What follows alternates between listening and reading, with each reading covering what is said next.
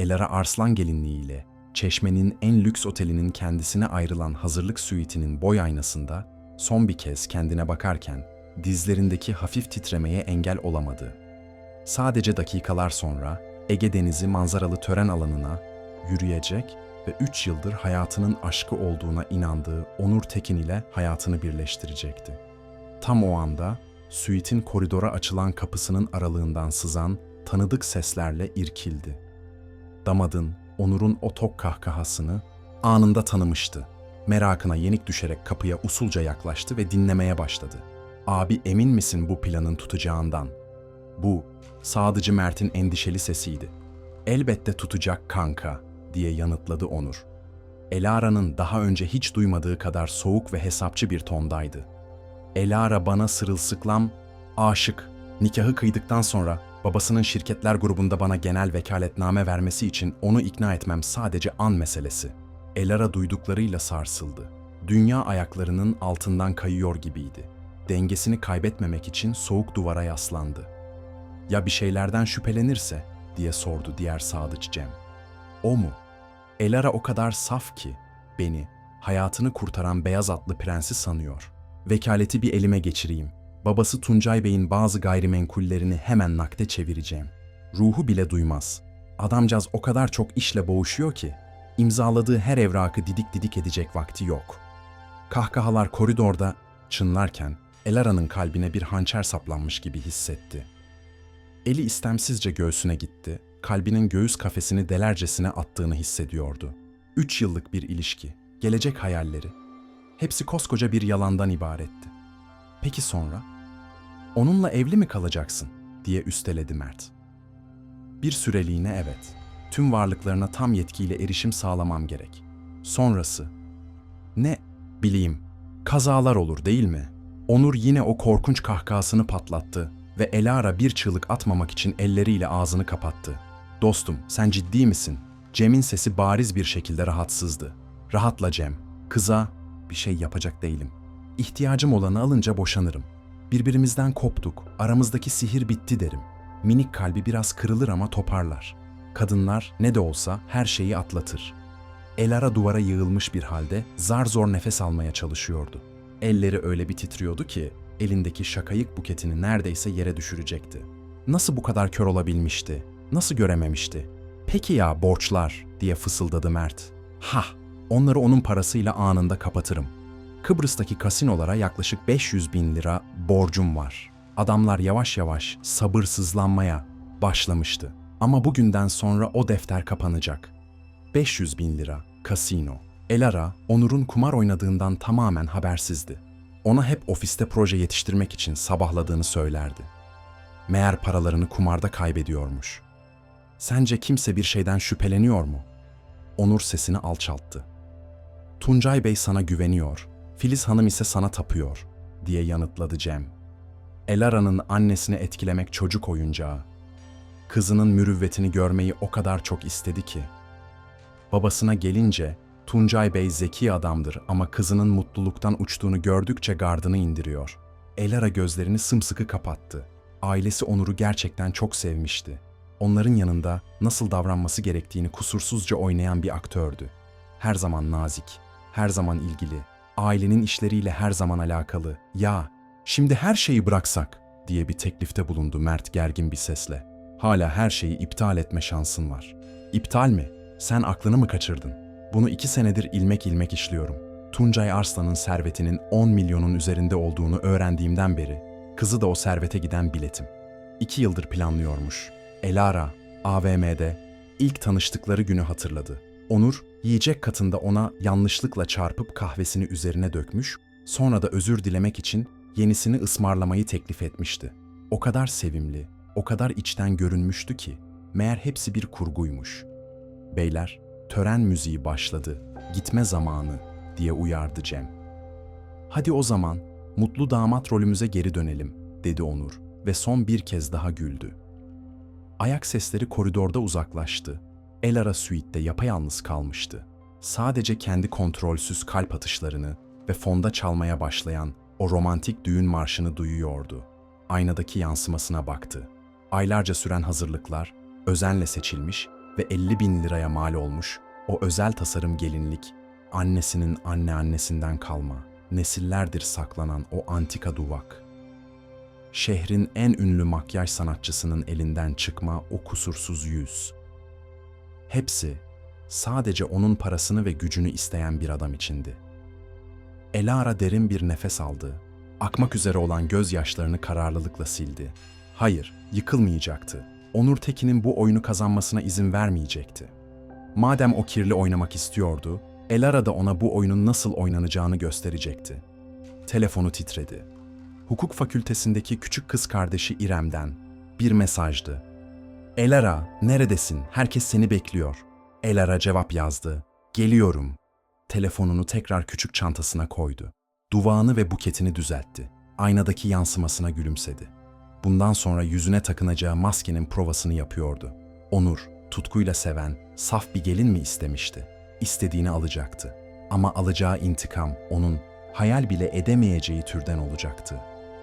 Elara hazırlık suitinden çıktı ve otelin deniz kenarındaki tören alanına doğru yürümeye başladı.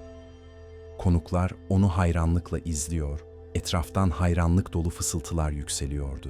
Elara el salladı, gülümsedi. Işıklar saçan gelin rolünü mükemmel bir şekilde oynuyordu. Sevgili okuyucu, eğer hikayeyi beğeniyorsan, bu emeğin karşılığı olarak beğen butonuna basmayı ve kanala abone olmayı lütfen unutma. Bu, bizim gibi içerik üreticileri için çok değerli. Şimdi hikayeye devam ediyoruz. İleride nikah masasının yanında Onur onu bekliyordu. Göz göze geldiklerinde eskiden Elara'nın içini eriten o gülümsemeyle ona baktı. Şimdi bu gülümsemenin ardındaki sahtekarlığı net bir şekilde görüyordu. Babası Tuncay Arslan, kızını nikah masasına götürmek için onu bekliyordu. 60'larındaki Tuncay Bey, sıfırdan başlayarak Ege bölgesinde 3 büyük otel ve 4 popüler restorandan oluşan bir imparatorluk kurmuştu. Hayatına bir komi olarak başlayan ve azmiyle bu noktaya gelen alçak gönüllü bir adamdı. "Prensesim, nefes kesiyorsun," dedi Tuncay Bey kolunu uzatırken. "Teşekkür ederim babacığım." Elara babasının koluna girdi, sesinin titrememesine özen gösteriyordu. Koridorda ilerlerken tanıdık yüzlere baktı.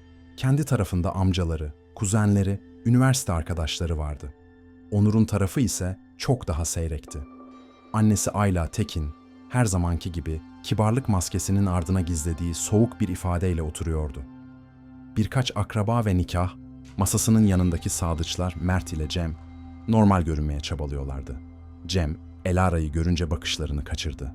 Belli ki vicdan azabı çekiyordu. En azından birinin ruhu vardı. Onur ise heyecanlı damat rolünü oynamaya, gülümsemeye devam ediyordu. Ne kadar da yetenekli bir oyuncuydu.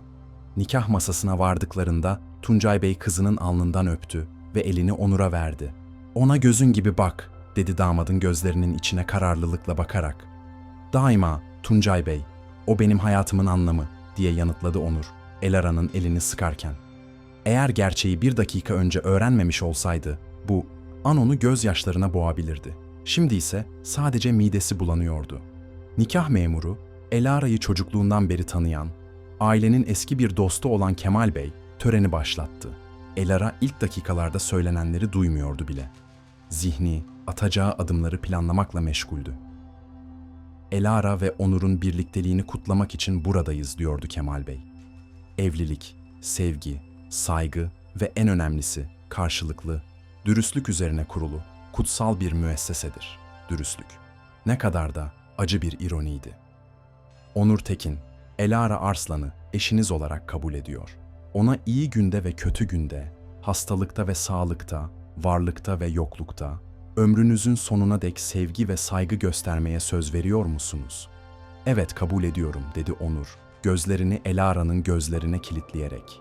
Elara Arslan, Onur Tekin'i eşiniz olarak kabul ediyor. Ona iyi günde ve kötü günde, hastalıkta ve sağlıkta, varlıkta ve yoklukta, ömrünüzün sonuna dek sevgi ve saygı göstermeye söz veriyor musunuz? Elara bir saniyeliğine duraksadı. Bütün gözlerin kendi üzerinde olduğunu hissediyordu. Onur elini sıktı. Elara onun gülümsemesinin ardına gizlenmiş gerginliği fark etti. "Evet, kabul ediyorum," diye yanıtladı ve Onur'un yüzündeki rahatlamayı gördü. İmzaları atmadan önce Çiftimiz birbirine birkaç kişisel söz söylemek ister mi? Diye sordu nikah memuru. Elara bunu haftalar önce aşkına körü körüne inanırken planlamıştı. Şimdi bu sözler farklı bir amaca hizmet edecekti. Onur ilk sözü aldı. Elara'm, seni o gün AVM'de gördüğümde hayatımın bir daha asla eskisi gibi olmayacağını anlamıştım. Sen benim günlerime ışık, neşe ve bir anlam getirdin.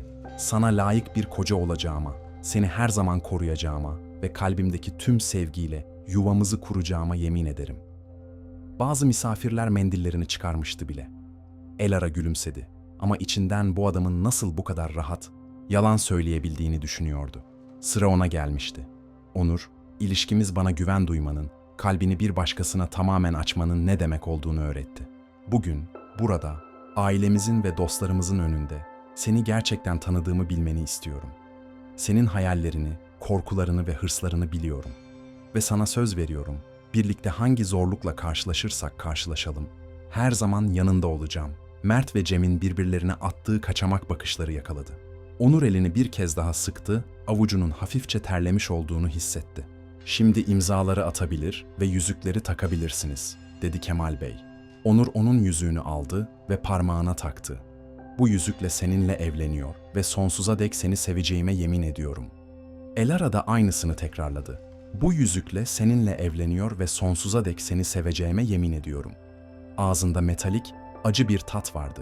Belediyemizin bana verdiği yetkiye dayanarak sizleri karı koca ilan ediyorum. Damat, gelini öpebilir. Onur yaklaştı ve onu öptü. Bu, aylardır rüyalarını süsleyen bir öpücüktü. Ama şimdi mekanik ve yapay geliyordu. Misafirler alkışlayıp tezahürat yapmaya başladı. Düğün marşı bu kez daha coşkulu bir şekilde yeniden çaldı. Elara ve Onur, konukların attığı gül yaprakları ve tebrikler eşliğinde koridordan geri yürüdüler. Tören alanının dışında fotoğraf çekimleri başladı. Elara gülümsedi, poz verdi. Mutlu gelin rolünü kusursuz oynuyordu. Onur'un da en az onun kadar ikna edici olduğunu kabul etmeliydi. Fotoğraflar için onu şefkatle kucaklıyor, alnına öpücükler konduruyordu. "Birlikte harika görünüyorsunuz," dedi fotoğrafçı. "Birbirinizi ne kadar çok sevdiğiniz her halinizden belli." "Teşekkür ederiz," diye yanıtladı Elara. "Gerçekten de birbirimizi çok seviyoruz, değil mi hayatım?" "Hem de nasıl," diye onayladı Onur, onu alnından öperken. Fotoğraflar çekilirken Elara konukları daha dikkatli süzmeye başladı. Kendi ailesi mutluluktan uçuyordu. Annesi Filiz Hanım, arkadaşlarıyla konuşurken gözyaşlarını tutamıyordu. Tuncay Bey gururla herkesi selamlıyor, kızıyla övünüyordu. Onur'un tarafında ise atmosfer daha farklıydı. Ayla Hanım zoraki gülümsüyordu.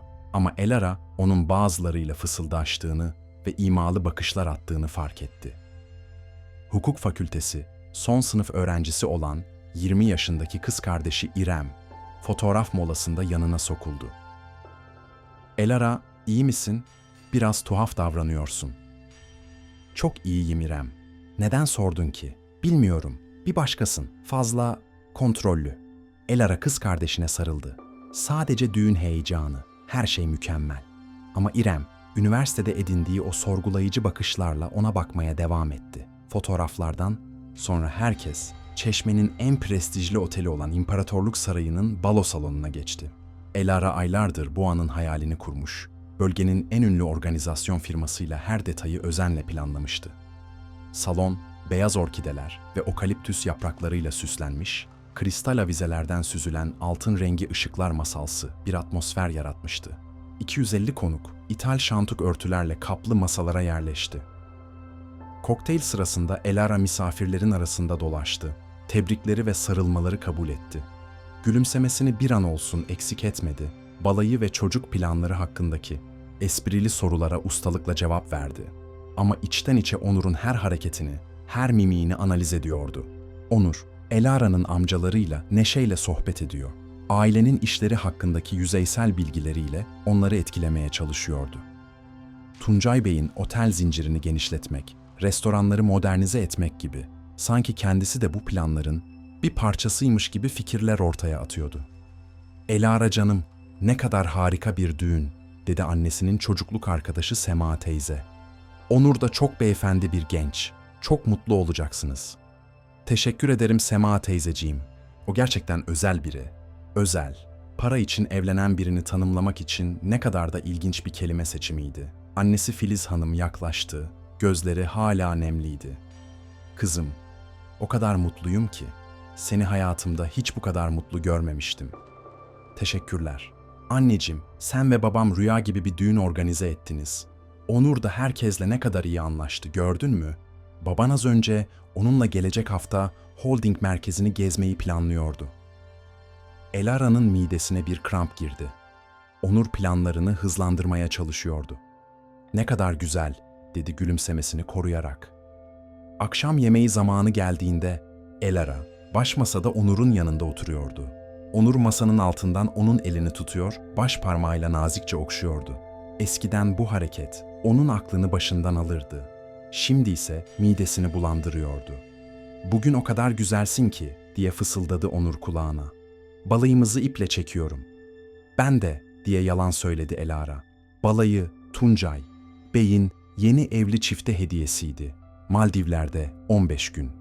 Onu sadece kullanmak isteyen bir adamla 15 gün boyunca baş başa kalma fikri bile tüylerini diken diken ediyordu.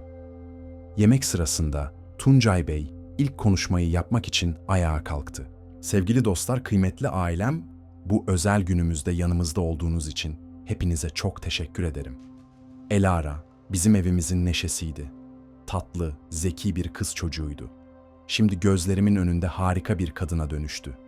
Onur, sen muhteşem bir eş kazandın. Elara, sen de çalışkan, dürüst ve seni çok seven bir adamı seçtin." Konuklar alkışladı. Elara gülümseyerek el salladı.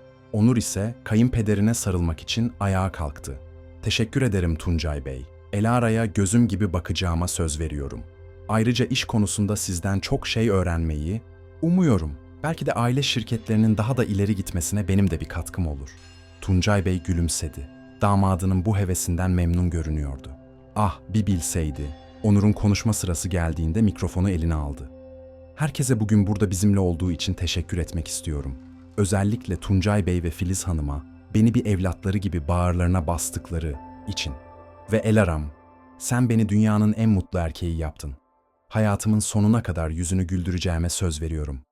Daha fazla, ustalıkla hazırlanmış, duygusal yalanlar. Elara herkesle birlikte alkışlarken Onur onu bir kez daha öptü. Sevgili okuyucu, eğer hikayeden keyif alıyorsan beğen butonuna basmayı ve kanala abone olmayı unutma lütfen. Bu, bizim gibi bağımsız içerik üreticilerine büyük destek oluyor. Şimdi devam edelim. Konuşmaların ardından müzik başladı. İlk dansları için birlikte seçtikleri şarkı Sezen Aksu'dan "Gülümse" idi. Elara, şarkıyı ilk kez Onur'un evinde, kanepede, birbirlerine sarılarak dinledikleri o anı hatırladı. Onur, şarkının sözlerinin kendileri için yazılmış gibi olduğunu söylemişti. Şimdi balo salonundaki yüzlerce göz üzerlerindeyken dans ederken, Elara kendini bir tiyatro sahnesinde rol yapan bir oyuncu gibi hissediyordu. "Gerginsin," diye fısıldadı Onur dans ederken. "Sadece biraz heyecanlıyım," diye yanıtladı. "Çok fazla insan bize bakıyor. Rahatla, her şey harika. Yeni hayatımız şimdi başlıyor. Hayatımız." Elara bu ironiye neredeyse gülecekti.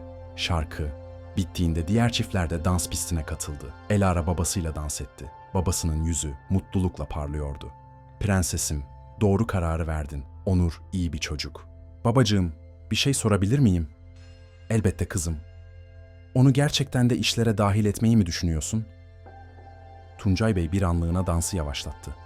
"Neden sordun bunu? Bir terslik mi var?" "Hayır, sadece merak ettim.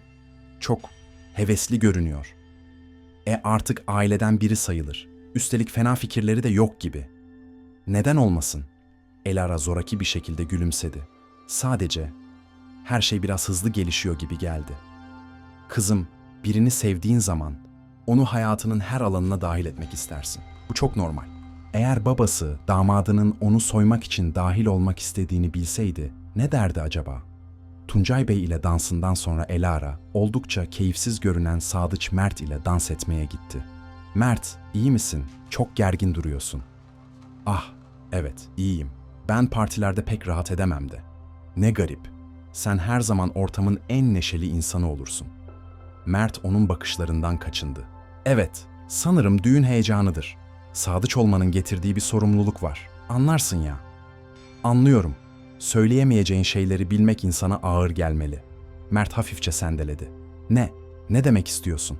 Özel bir şey değil. Sadece bugün sanki bir sır taşıyormuş gibi bir halin var. Hayır, hayır. Her şey normal. Ama telaşı her halinden belliydi. Elara biraz daha üzerine gitmeye karar verdi. Mert, siz Onur'la çok uzun zamandır arkadaşsınız değil mi? Liseden beri. O her zaman böyle miydi? Hırslı? Nasıl hırslı? Para konusunda, hayatta kestirme yollardan yükselmek için. Mert dans etmeyi bıraktı ve ona dosdoğru baktı. Elara, neden bunları soruyorsun? Sadece eşimi merak ediyorum. Onu arkadaşlarının gözünden de tanımak istiyorum. Bak, Onur, o bazen karmaşık biridir.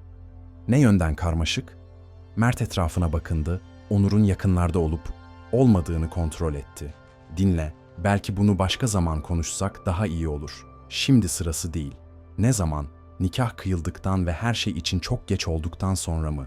Mert'in beti benzi attı. Elara, ben, sen ne? Ne? Mert derin bir nefes aldı. Onu ikna etmeye çalıştım. Yaptığının yanlış olduğunu söyledim ama beni dinlemedi. Elara dans etmeyi tamamen bıraktı. Neyden bahsediyorsun sen? Duydun değil mi? O yüzden bu soruları soruyorsun. Hazırlık suite'inin önündeki konuşmayı, oradaydın. Elara'nın kalbi hızla çarpmaya başladı. Yakalanmıştı ama bu aynı zamanda Mert'in her şeyi itiraf ettiği anlamına geliyordu. Peki bu bilgiyle ne yapacaksın diye sordu. Mert açıkça korkmuş bir halde. Henüz bilmiyorum diye dürüstçe yanıtladı. Ama onun beni ve ailemi bir piyon gibi kullanmasına izin vermeyeceğimi çok iyi biliyorum. Elara, Allah aşkına, burada bir skandal çıkarma. Salonda 250 kişi var. Merak etme Mert, niyetim skandal çıkarmak değil. O zaman ne yapacaksın? Elara o sabahtan beri ilk kez içten bir şekilde gülümsedi. Onun asla aklına gelmeyecek bir şey. Müzik bitti ve ayrıldılar. Mert doğruca o sırada Elara'nın bazı amcalarıyla sohbet eden Onur'un yanına gitti. Elara ikisinin telaşla fısıldaştığını, Onur'un endişeli bir ifadeyle kendisine baktığını gördü. İrem yanına yaklaştı. Elara, Mert'e ne söyledin? Adam hayalet görmüş gibi. Sadece küçük bir enişte Sadıç sohbeti diye yanıtladı Elara. Enişte Sadıç sohbeti falan değil. Burada tuhaf bir şeyler dönüyor. Önce sen garip davranıyorsun. Şimdi de kocanın Sadıcı korkudan ölecek gibi. Neler oluyor? Elara kız kardeşine baktı. İrem zekiydi. Hukuk okuyordu. Belki de onun yardımına ihtiyacı olacaktı. İrem, bana hiç soru sormadan bir iyilik yapar mısın? Ne istediğine bağlı. Onur hakkında gizlice bir araştırma yapmanı istiyorum. Ne tür bir araştırma? Mali durumu, borçları, geçmişi.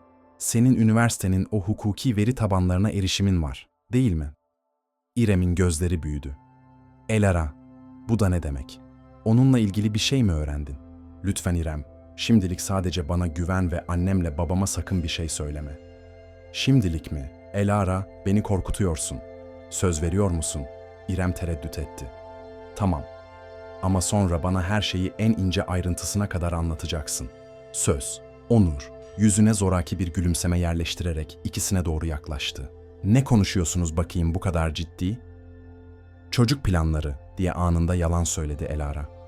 İrem ne zaman teyze olacağını soruyordu. Ah, evet. 1-2 sene beklemek istiyoruz, dedi Onur gözle görülür bir rahatlamayla. Evet, önce finansal olarak tam anlamıyla rahata erelim istiyoruz, diye ekledi Elara, onun tepkisini ölçerek. Onur gülümsedi ve onun belini kavradı. Kesinlikle. Kuracağımız ailenin her türlü güvenceye sahip olmasını istiyorum. Güvence. Onun parasıyla sağlanacak bir güvence. İrem onları yine o analitik ifadesiyle süzüyordu. Peki, ben sizi baş başa bırakayım. Anneannemle konuşmam lazım. İrem uzaklaşınca Onur, Elara'nın kolunu sıkıca tuttu. Mert'e ne söyledin? Önemli bir şey değil. Neden sordun? Çok gergin görünüyordu. Belki de sadece normal düğün stresidir.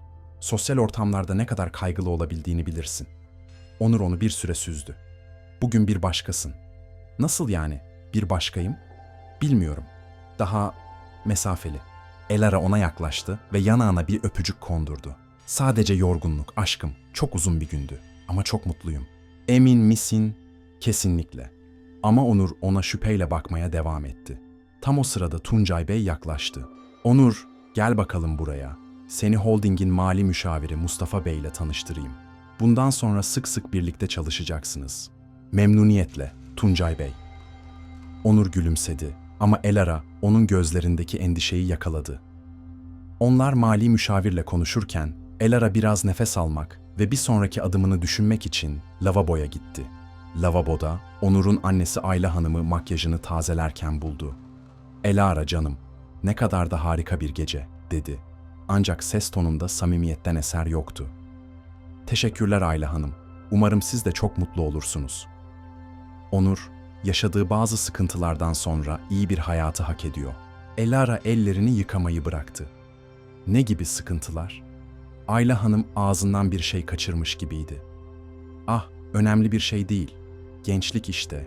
Bazı finansal zorluklar." "Ne tür zorluklar?" Bilirsin işte. Krediler, kart borçları. İyi bir evlilikle aşılamayacak şeyler değil." Bunu söylerkenki soğuk ve hesapçı tavrı, Elara'ya oğlunun planlarından haberdar olduğunu düşündürdü. "Anlıyorum," diye kısa bir cevap verdi Elara. "Eminim birbirinize destek olursunuz. Sonuçta evlilik bunun için değil midir? Sorumlulukları ve kaynakları paylaşmak için." Kaynaklar. Ne kadar da manidar bir kelime seçimiydi. "Elbette Ayla Hanım." Elara salona döndüğünde parti tüm hızıyla devam ediyordu. İnsanlar dans ediyor, kahkahalarla sohbet ediyor, eğleniyordu.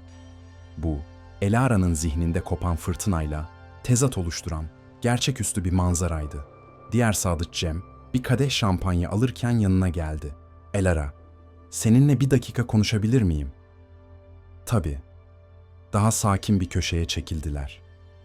"Bu sabahki konuşmayı duyduğunu biliyorum." Elara inkar etmemeyi seçti. "Onur'u bunu yapmaması için ikna etmeye çalıştım. Bunu bilmeni isterim." "Neden şimdi bana bunu anlatıyorsun?" "Çünkü artık hiçbir şey olmamış gibi davranamıyorum. O benim arkadaşım ama yaptığı şey çok yanlış." "Peki ne yapmamı öneriyorsun?" "Bilmiyorum. Belki onunla konuşursan fikrini değiştirebilir." Elara neredeyse gülecekti. "Cem, sen de benim duyduklarımı duydun. Bu işi 2 senedir planlıyor. Bu, kolayca vazgeçeceği bir şey değil. O zaman ne yapacaksın?" "Hala düşünüyorum." "Lütfen, onu herkesin önünde rezil etme. Bunu hak ettiğini biliyorum ama ne? Onun bazı insanlarla ciddi başı dertte. Eğer bu fırsatı kaçırırsa..." "Ne gibi insanlar?" Cem sesini daha da alçalttı.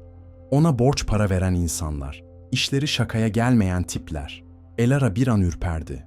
Onur sadece borç batağında değil, aynı zamanda tehlikedeydi. "Ne kadar borcu var?" "Çok. 500.000'den fazla." "Ödeyemezse ne olur?" Cem sadece başını iki yana salladı. Gerisini Elara'nın anlamasına bıraktı. Elara bir süre sessiz kaldı. Bu yeni bilgiyi sindirmeye çalışıyordu. Onur sadece açgözlü bir dolandırıcı değil, aynı zamanda köşeye sıkışmış çaresiz bir adamdı. Ama bu durum, onu ve ailesini aldatmaya çalışmasını haklı çıkarmazdı. "Cem, bunu bana anlattığın için teşekkür ederim.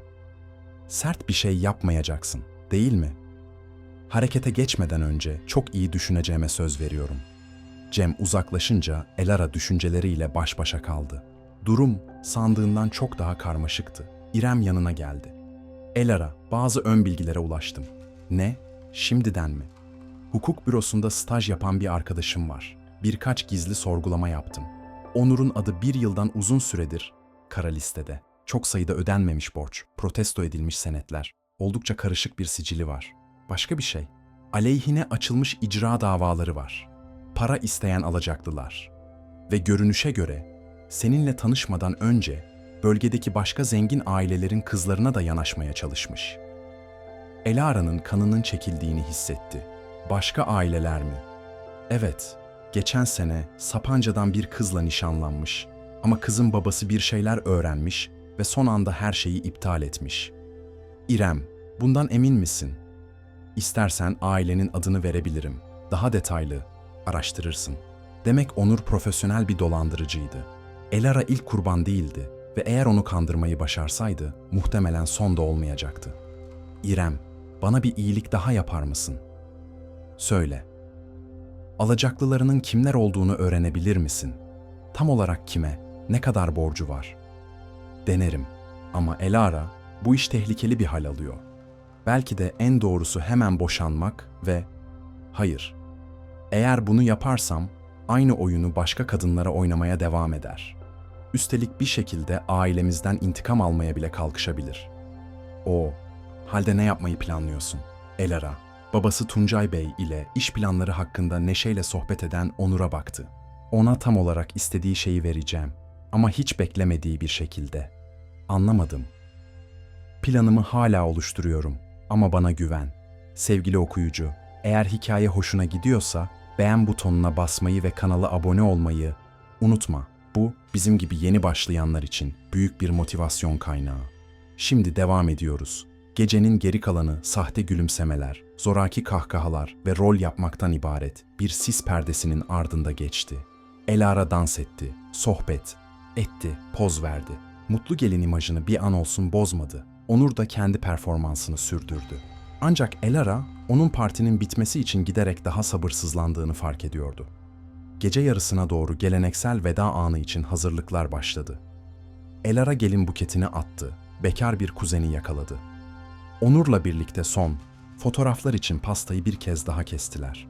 Sonunda otelin balayı süitine çekilme vakti geldi.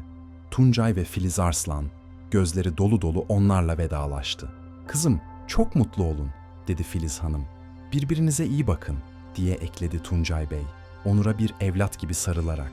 Ah, bir bilselerdi. Otelin asansöründe Onur nihayet rahat bir nefes aldı. Oh be, nihayet bitti. Bu mutluluk, oyunu beni çok yormuştu. Elara ona donuk bir ifadeyle baktı. Oyun mu? Onur pot kırdığını fark edip toparlamaya çalıştı. Hayır, yani o anlamda değil. Parti yorucu oluyor, değil mi? Kalabalık, gürültü. Ama şimdi sadece ikimiz varız. Evet, sadece ikimiz, diye tekrarladı Elara, Onur'un anlayamayacağı imalı bir tonla. Süite girdiklerinde Onur doğruca duş almak için banyoya yöneldi. Elara bu fırsatı değerlendirip telefonunu çıkardı ve İrem'e bir mesaj attı. "Yarına kadar bulabildiğin her bilgiye ihtiyacım var. Çok acil." Cevap anında geldi. "Üzerinde çalışıyorum ama Elara, çok dikkatli ol. Bu adamlar tekin değil." Elara telefonunu saklarken Onur banyodan çıktı. Yüzünde eskiden Elara'nın aklını başından alan o baştan çıkarıcı gülümseme vardı. "Sonunda baş başayız Bayan Tekin." "Bayan Tekin," diye tekrarladı Elara. Hala kulağa tuhaf geliyor. "Alışırsın," dedi ve onu öpmeye yeltendi. Elara nazikçe geri çekildi. "Onur, çok yorgunum. Bu geceyi yarına ertelesek olmaz mı?" Onur'un yüzündeki ifade anında değişti. "Ciddi misin? Evliliğimizin ilk gecesinde." "Çok yoğun bir gündü. Tüm olanları sindirmem lazım." Onur bariz bir şekilde hayal kırıklığına uğramıştı ama belli etmemeye çalıştı. "Tamam, anlıyorum." Ama Elara onun anlamadığını biliyordu. Muhtemelen aklında onun servetine erişme planlarını nasıl hızlandıracağını düşünüyordu ve mesafeli bir eş bu planlara hizmet etmezdi. Elara banyoya gidip bir süre yalnız kalarak düşüncelerini toparladı. Geri döndüğünde Onur çoktan uyumuştu ya da uyuyor numarası yapıyordu. Yatağın diğer ucuna, ondan olabildiğince uzağa yattı. Hayatının en mutlu başlangıcı olması gereken bir gecede, aslında hiç tanımadığı bir adamla aynı yatakta evli olmak, tarif edilemez bir tuhaflıktı. Ertesi sabah Onur neşeyle uyandı. "Günaydın karıcığım," dedi ve yanağına bir öpücük kondurdu. "Günaydın," diye karşılık verdi Elara, hala uykulu bir halde. "Odaya kahvaltı isteyelim mi? O sırada planlarımızı konuşuruz." "Ne planları?" Artık evliyiz. Geleceğimizi düşünmeliyiz. Kendi evimiz, yatırımlarımız. Belki babanın işlerine de yardımım dokunur." İşte başlıyordu. "Onur, bunun için biraz erken değil mi? Daha dün evlendik." "Erken mi? Elara, plan yapmak için asla erken değildir. Bu arada baban dün pazartesi günü beni holding merkezini gezdireceğini söyledi. Ve sen de hemen kabul ettin, öyle mi?" "Elbette. Ailenin işlerini öğrenmek için müthiş bir fırsat." Aile. Sanki gerçekten aileyi önemsiyormuş gibi Elara'nın telefonu titredi. İrem'den bir mesajdı. Yeni bilgiler buldum. Acilen konuşmamız gerek. Kimmiş o diye sordu Onur. İrem, düğün için teşekkür ediyor. Ah, ne kadar da düşünceli. Kardeşin gerçekten çok iyi bir kız. Eğer İrem'in onu araştırdığını bilseydi ne derdi acaba? Onur, ben bir duş alayım. Sonra aşağıda kahvaltı edelim. Olur mu? Harika fikir. Ben de bu sırada sadıçları arayıp gece için teşekkür edeyim. Banyoda Elara hemen İrem'i aradı. Alo, İrem. Elara, çok ciddi şeyler öğrendim. Onur çok tehlikeli adamlara borçlu. Ve borç 500 bin değil, neredeyse 800 bin lira. 800 bin lira mı? Evet, dahası da var. Son 2 yılda en az 2 farklı zengin ailenin kızına aynı oyunu oynamaya çalışmış. Nasıl yani? Hep aynı senaryo. Zengin iş adamlarının kızlarına yaklaşıyor, aileyi etkiliyor, evleniyor ve servete konmaya çalışıyor. İlk ailede baba durumu zamanında fark etmiş. İkincisinde ise nişanlısı şüphelenip her şeyi bitirmiş. Sen onun üçüncü denemesisin. Elara'nın midesi kasıldı. İrem, bu bilgiler kesin mi? Kesinlikle. Eski nişanlılarından biriyle konuştum. Kadın bana her şeyi anlattı. Peki ya alacaklıları? Yasa dışı kumar işleriyle uğraşan tipler. Kaçak bahis siteleri, tefeciler. Onur'un ciddi bir bağımlılığı var Elara. Ödeme yapmazsa ne olacağını eski nişanlısı da söyledi. Adamı defalarca tehdit etmişler. O yüzden bu kadar çaresiz. Elara sessiz kaldı. Tüm bu bilgileri hazmetmeye çalışıyordu. Elara, orada mısın? Buradayım. İrem, bunları öğrendiğin için teşekkür ederim. Şimdi ne yapacaksın? Planımı uygulayacağım. Ne planı? Sonra anlatacağım ama senden bir şeye daha ihtiyacım var. Söyle. Bu alacaklıların tam olarak kim olduğunu öğrenebilir misin? İsimler, adresler, onlarla nasıl iletişim kurabilirim? Elara, bu çok tehlikeli. İrem, bana güven. Aptalca bir şey yapmayacağım. Tamam, ama sonra bana her şeyi anlatacağına söz veriyor musun? Söz. Elara telefonu kapattığında bir süre aynadaki yansımasına baktı. Gördüğü kadın, Onur'un kazandığını zannettiği o saf gelinden çok farklı, kararlı ve soğukkanlı bir kadındı. Odaya döndüğünde Onur'u telefonda konuşurken buldu. Ah, evet dostum, her şey plana uygun gitti. Evet, şimdi sadece zaman meselesi. Hayır, hiçbir şeyden şüphelenmiyor. Pazartesi günü kayınpederle işe başlıyorum. Onur, Elara'nın geldiğini fark edince telefonu hızla kapattı. Mert'ti, düğün için teşekkür ediyordu. Ne kadar düşünceli, dedi Elara, bunun kuyruklu bir yalan olduğunu çok iyi bilerek. Otelin restoranında kahvaltı ederken Onur heyecanlıydı. Elara, düşünüyorum da balayını iptal mi etsek? Nasıl yani? Baban, bana işleri öğretme fikri konusunda çok hevesli. Bu fırsatı kaçırmak istemiyorum. Onur, Maldivler'de 2 hafta, ailem her şeyi ayarladı. Biliyorum hayatım ama başka bir zaman gideriz. Şimdi şirkette kendime bir yer edinmek için mükemmel bir zaman. Elara ona baktı. Çalmaya başlamak için o kadar sabırsızdı ki 2 hafta bile beklemek istemiyordu. Peki, dedi. Eğer istediğim buysa. Onur sevinçle gülümsedi. Anlayışla karşılayacağını biliyordum. Biz artık bir takımız. Takım. Ne kadar da komik. Kahvaltıdan sonra eve döndüler. Elara, üniversiteden mezun olduğunda ailesinin hediye ettiği 3 odalı bir dairede yaşıyordu. Onur, evlilikten birkaç hafta önce oraya taşınmış ama eski dairesini de elinde tutmaya devam etmişti. Aşkım, geri kalan eşyalarımı almak için eski evime uğramam gerekiyor, dedi Onur. Tamam, ben de o sırada biraz dinlenirim. Harika, birkaç saate dönerim. Onur evden çıkar çıkmaz Elara, İrem'i aradı. Evden çıktı, buraya gelebilir misin? Hemen geliyorum. Yarım saat sonra İrem, elinde belgelerle dolu bir dosyayla geldi. Elara, çok daha fazlasını buldum. Otur, anlatacaklarım uzun sürecek. Anlat. Öncelikle alacaklılar. Gerçekten tehlikeli tipler. Geçmişte bazı borçlularına fiziksel zarar vermişler. Onur bu yüzden çok korkuyor. Devam et. İkincisi, sadece kumar borçları yok. Tefecilerden alınmış krediler, patlamış kredi kartları, ödenmemiş banka kredileri, toplam borcu 800 bin lirayı buluyor. 800 bin mermi. Aman tanrım. Dahası var. Hayatıyla ilgili söylediği her şey yalanmış. Muhasebe ofisinde çalıştığını söylediği yerden 6 ay önce zimmetine para geçirme suçlamasıyla kovulmuş. Yani işsiz mi? Tamamen. Küçük, dolandırıcılıklar ve sürekli yeni borçlar bularak geçiniyor. Elara inanamayarak başını salladı. Başka bir şey var mı? Evet, ailesini de batırmış. Annesinin oturduğu evin elinden gitmesine sebep olmuş. Çünkü Onur, annesini kefil göstererek yüklü bir borç almış. Kendi ailesini mahvetmiş. Bu yüzden düğüne bu kadar bel bağlamıştı. Aynen öyle. Onun için sen, ailenin kurtuluş biletisin. Elara ayağa kalkıp pencereye yürüdü. İrem, bu adam benim düşündüğümden çok daha tehlikeli. Bu yüzden sana hemen kaç git diyorum. Boşanma davası aç. Gerekirse çeşmeden taşın. Hayır. Neden hayır? Elara kız kardeşine döndü.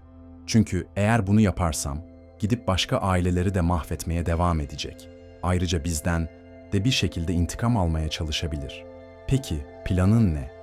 Ona tam olarak istediği şeyi vereceğim. Ailemin varlıklarına erişim. Elara, sen aklını mı kaçırdın? Sakin ol, açıklamama izin ver. Elara tekrar oturdu ve kız, kardeşinin ellerini tuttu. Onur benim saf ve ona körkütük aşık bir kız olduğumu düşünüyor, değil mi? Doğru. O zaman ben de öyle davranmaya devam edeceğim. Babamın işlerine girmesine yardım edeceğim. Hatta ona vekaletname vermesini, önemli belgelere imza atmasını sağlamasını önereceğim. Hala anlamıyorum. İrem, sen hukuk okuyorsun. Bir kişi sahte belgeler düzenlerse veya bir şirketten para çalmaya kalkışırsa ne olur? İrem'in gözleri fal taşı gibi açıldı. Dolandırıcılık ve zimmete para geçirmekten hapse girer. Aynen öyle. Üstelik bu kişi sabıkası kabarık tefecilere borçluysa bu durum onun lehine olmaz değil mi? Elara, sen onun hapse girmesini mi istiyorsun? Ailemi soymaya çalışırken suçüstü yakalanmasını istiyorum. Bu dolandırıcılığı bir daha asla kimseye yapamayacağından emin olacak kadar çok kanıtla. Ama bu çok tehlikeli. Ya planını anlarsa? Anlamayacak. Çünkü beni fazlasıyla küçümsüyor. İrem bir süre düşündü. Peki ya alacaklıları? Onlar için başka bir planım var. Ne planı? Elara gülümsedi. Onlarla bir anlaşma yapacağım. Nasıl yani? Onları bulup Onur'un borcunu ödemeyi teklif edeceğim. Karşılığında da benim için birkaç şey yapmalarını isteyeceğim. Ne gibi şeyler? Ailemi soymaya çalıştığına dair yeterli kanıtı toplayınca onu adalete teslim edeceğim. Ama ondan önce ona asla unutamayacağı bir ders vereceğim. İrem başını salladı. Bu çok riskli Elara. Belki ama bir daha kimseye zarar veremeyeceğinden emin olmanın tek yolu bu. Ya bir şeyler ters giderse? Gitmez. Onur beni küçümsüyor ve bu benim en büyük avantajım. İrem iç çekti. Peki, ne yapmamı istiyorsun? Öncelikle alacaklılarla ilgili tüm detayları istiyorum. İsimler, adresler, onlara nasıl ulaşacağım? İkincisi, önümüzdeki günlerde yaptığı her şeyi belgelemem için bana yardım etmeni istiyorum. Nasıl belgeleyeceğiz? Ses kayıtları, fotoğraflar, belge kopyaları, beni aldatmaya çalıştığını kanıtlayacak her türlü materyal. Bu işi sonuna kadar götürmek istediğine emin misin? Elara yeniden pencereden dışarı baktı. Dairesinden babasının şehir merkezindeki holding binası görünüyordu. 3 nesillik dürüst bir çalışmanın meyvesi olan o imparatorluğu, Onur birkaç haftada yerle bir etmek istiyordu. Hiç olmadığım kadar eminim. Onur akşamüstü 2 büyük valizle geri döndü. Merhaba aşkım, eşyalarımın geri kalanını da getirdim. Harika, artık resmen tam zamanlı karı kocayız. Evet, Onur biraz tereddütlü görünüyordu. Elara, bir şey konuşabilir miyiz? Tabii, konu ne? Para meselesi. Bu aralar biraz sıkışığım da. İşte başlıyordu. Nasıl yani? Sıkışıksın. Eski, dairenin bazı ödenmemiş faturaları var. Anlarsın ya. Önemli bir şey değil. Ama düşündüm ki artık evliyiz. Belki de mali durumlarımızı birleştirebiliriz. Birleştirmek derken, yani her şeyi ortak bir hesaba aktaralım. Böylece yönetmesi daha kolay olur. Elara düşünüyormuş gibi yaptı. Aslında mantıklı. Ama sence de bunun için çok erken değil mi? Erken mi? Elara, biz bir aileyiz. Benim olan senindir, senin olan da benim. Peki, yarın bankaya gidip bu işi halledebiliriz. Onur, rahatlamış bir şekilde gülümsedi. Harika. Peki babanla çalışma konusuna gelince, ne olmuş ona? Yarın beni holdingi tanımam için gezdirecek. Çok heyecanlıyım. Ne güzel. Eminim babamla çok iyi anlaşacaksınız. Ben de öyle umuyorum. Bu arada aklıma gelmişken, baban işleri hızlandırmak adına bana bazı belgeleri imzalamam için vekaletname verebilir mi acaba? Vekaletname mi? Sence de bunun için biraz erken değil mi? Sadece gerçekten yardımcı olmak istiyorum. Mesela o bir seyahatteyken ya da meşgulken bazı işlerini ben yürütebilirim. Elara düşünceli bir ifade takındı. Aslında mantıklı. Onunla bu konuyu konuşabilirim. Onur ona sarıldı. Anlayışla karşılayacağını biliyordum. Biz gerçekten harika bir takımız. O gece Onur uyurken Elara, İrem'e mesaj atarak planın sonraki adımlarını organize etti. Ayrıca Onur'un alacaklıları hakkında yaptığı araştırmada bazı endişe verici bilgilere ulaştı. Ertesi sabah Onur heyecanla uyandı. Bugün babanla çalışmaya başlayacağım ilk gün. Çok heyecanlıyım. Her şey harika olacak, dedi Elara kahve hazırlarken. Babam senin fikirlerine bayılacak. Bu arada vekaletname konusunu onunla konuşabildin mi? Henüz değil ama bugün deneyeceğim. Harika. Onur şirkete gittikten sonra Elara, babası Tuncay Bey'i aradı. Baba, seninle konuşabilir miyim? Tabii ki kızım. Bir sorun mu var? Hayır. Önemli bir şey değil. Onur'la ilgili. Ne olmuş ona? Her şey yolunda mı? Evet, yolunda. Sadece işlerde yardım etmek için inanılmaz hevesli. Hatta bazı işleri hızlandırmak için sana vekalet verip veremeyeceğini sordu. Telefonun diğer ucunda bir sessizlik oldu. Vekaletname mi? Kızım, daha dün benimle çalışmaya başladı. Sence de çok erken değil mi? Ben de ona aynısını söyledim baba. Ama gerçekten yardımcı olmak istediği konusunda çok ısrarcı. Bunu bir düşüneyim. Şimdilik ona temel konuları öğreteyim. Tabii baba, hiç acelemiz yok. Elara bir şey sorabilir miyim? Sor. İyi misin? Evlendiğinizden beri sesin biraz farklı geliyor. Elara derin bir nefes aldı. Çok iyiyim baba. Sadece bir alışma süreci. Bir anda çok şey değişti. Anlıyorum. Bir şeye ihtiyacın olursa ben buradayım biliyorsun. Teşekkür ederim baba. Telefonu kapattıktan sonra Elara dışarı çıkmak için hazırlandı. Onur'un borçlu olduğu adamlardan biriyle bir buluşma ayarlamıştı. Buluşma şehir merkezindeki bir kafede gerçekleşecekti. Elara tam öğlen vaktinde oradaydı ve kısa süre sonra kır saçlı, 40'lı yaşlarında Barbaros adında bir adam masasına yaklaştı. Elara Hanım siz misiniz diye sordu adam. Evet, siz de Barbaros Bey misiniz? Ta kendisi, oturun lütfen. Barbaros, Elara'nın hayal ettiği gibi tehlikeli bir mafya babasına benzemiyordu. Sıradan, basit giyimli, şehirdeki herhangi bir esnafla karıştırılabilecek bir adamdı. Demek sen Onur'un karısısın, dedi kahvesini karıştırırken. Evet. Ve onun borçlarını kapatmak istiyorsun. İstiyorum ama bazı şartlarım var. Barbaros güldü. Şartlar mı? Küçük hanım, sen şart koşacak durumda değilsin. Aslında tam olarak o durumdayım. Siz paranızı istiyorsunuz, para da bende var. Ama karşılığında sizden birkaç şey isteyeceğim. Ne gibi? Elara derin bir nefes aldı. Onur'a birkaç gün daha baskı yapmaya devam etmenizi istiyorum. Şiddet falan değil, sadece onu korku içinde tutun. Bunu neden istiyorsun? Diyelim ki ona bir ders vermeyi planlıyorum. Barbaros bir süre onu süzdü.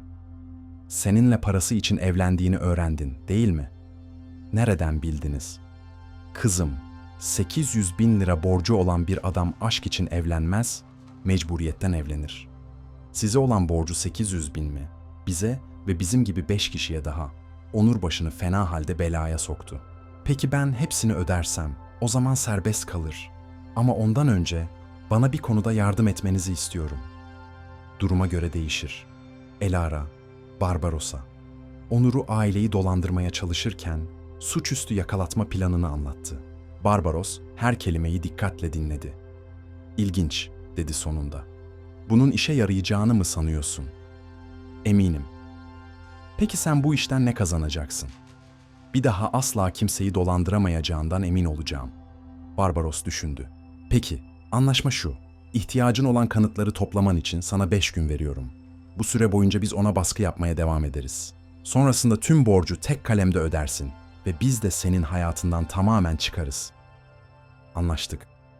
Ama bir şeyler ters giderse, Onur planını anlarsa biz hiçbir şeyden sorumlu olmayız. Anladım. Barbaros ayağa kalktı. Bir soru daha. Neden sadece boşanıp bu işi bitirmiyorsun? Çünkü adalet istiyorum. Sadece kendim için değil, kandırmaya çalıştığı diğer bütün kadınlar için. Cesurmuşsun ya da çok saf. Belki de ikisi birden.